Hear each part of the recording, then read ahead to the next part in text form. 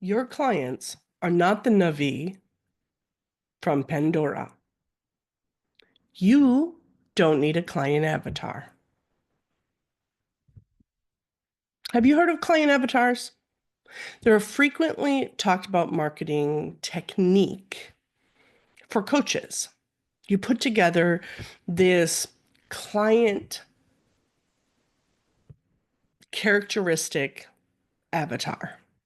If you're not familiar with the Navi from Pandora, I wore my blue today because the only avatar that is even a little real are the ones on the movie. Here's why I don't think client avatars work. The way that we've been taught as coaches to do client avatars is based on two different big myths. The first myth that I see client avatars based on is your client is you. And so I talk to people and they're like, oh, I absolutely know who my clients are. They are a divorced woman in their late 40s who has been divorced over 10 years, raising two sons, has been financially responsible for herself for a long time, was raised in the Midwest. I'm describing me, by the way. And they give me this super, super detailed description of a client.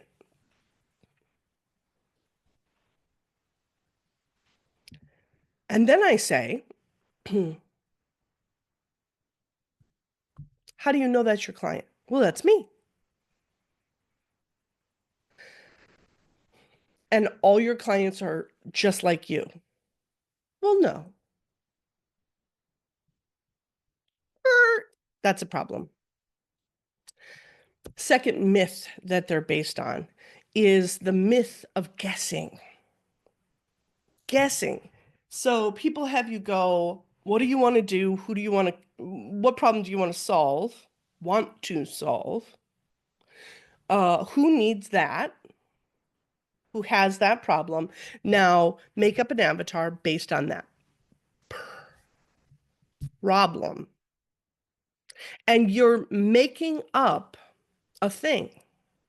I had one worksheet that I filled out years ago that asked me what radio station my client avatar, my ideal client, listened to. Who's their favorite band?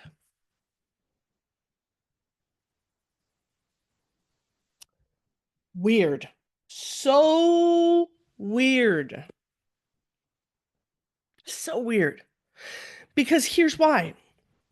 If you have this dialed in client avatar that you've spent all this time on, 9 times out of 10, and I've done this, I ask them, so if a client, if you had somebody come to you that wasn't like that wasn't 49, raising two kids, blah, blah, could they be your client? Well, yeah.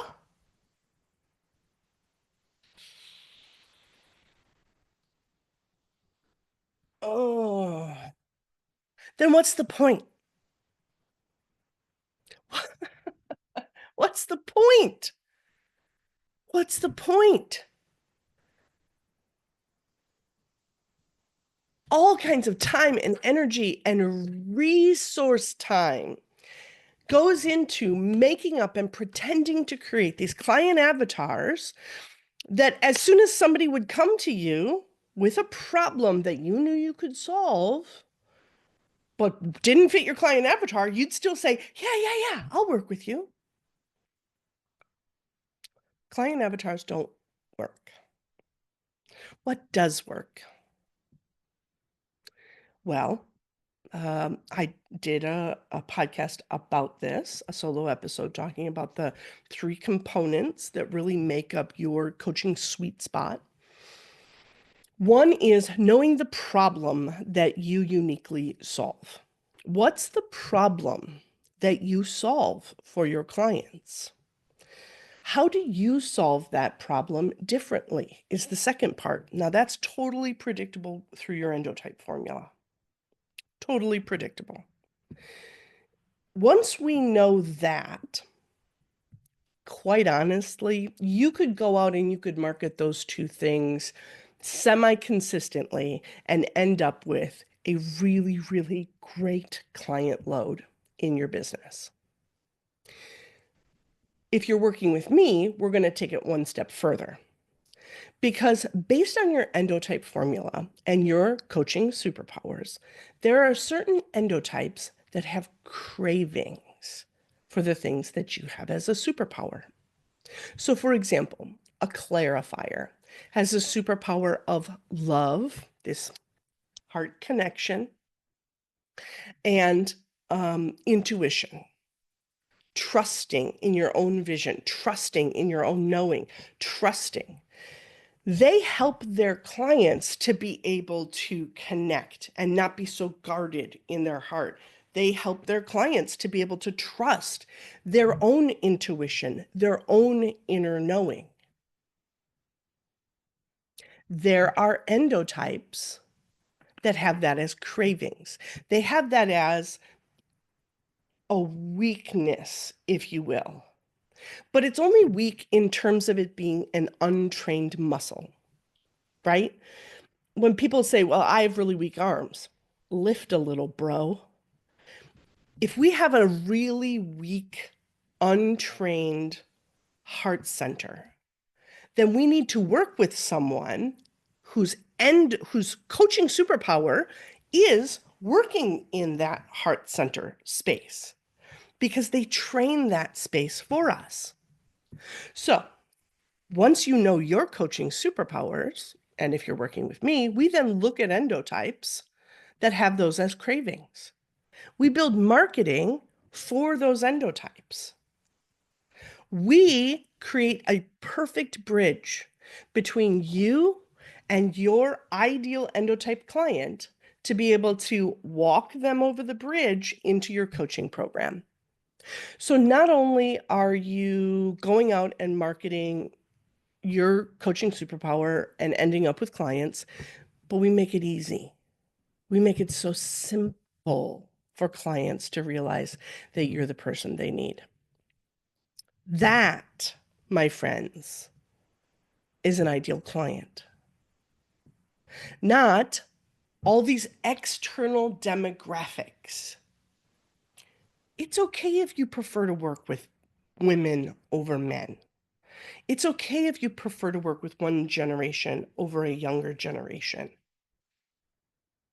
But I bet if somebody walked into you right now of a younger generation and they had the exact problem that you solve, and they had this innate inner craving for the superpower that you just do without thinking, without even knowing what it is right now, because you haven't taken the endotype quiz yet, you're out there doing this coaching superpower, not marketing it, not capitalizing on it, not building a bridge with your marketing.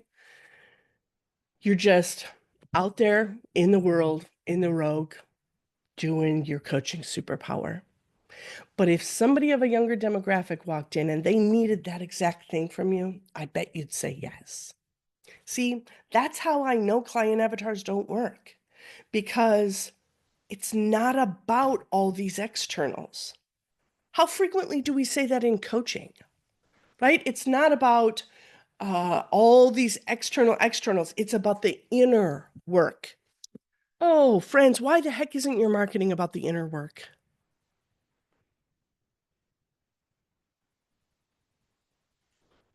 If your coaching is about the inner work, then why are you focused on the outer demographics and not making your marketing about the inner person that you are and the inner person that your client is? Build a bridge with marketing. Okay, that's enough of a lecture for today. Know that it's always coming to you with love. Stop wasting your time on client avatars. They don't work. I don't want you to waste your time. I don't want you to waste your energy. Go rent the movie. Have some fun.